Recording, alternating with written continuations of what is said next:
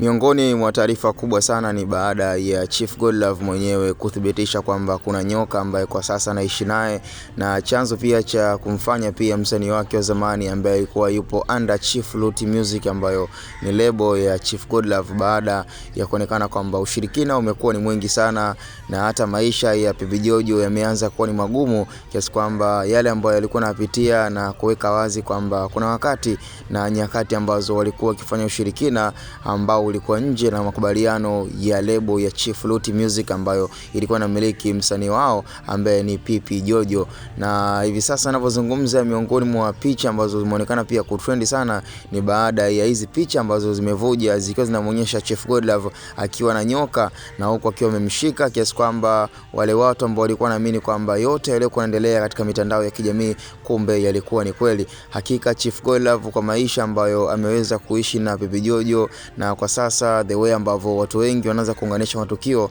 wameweza kuamini kwamba kilichokuwa kinazungumzwa kinaonekana kuwa ni jambo la kweli na ni kitu ambacho hakusingiziwa Chief Godlove, baada ya hizi picha ambazo kwa sasa zinavuja na kuonyesha kwamba akiwa amemshika nyoka, na kumbe kwenye maisha yake yote tokea Chief Godlove hatujamfahamu. Siri na mafanikio ya Chief Godlove yanategemea ushirikina, ukiachana kwamba amekuwa akizungumza na kuwaasa vijana wapambane, waonyeshe jitihada na kufanya kazi, lakini yeye mwenyewe pia siri ya mafanikio na yeye kuweza kufanikiwa mpaka hapa ambapo leo hii tunazungumza kwamba Chief Godlove ni miongoni mwa watu ambao wanamiliki pesa nyingi sana, tena akiwa bado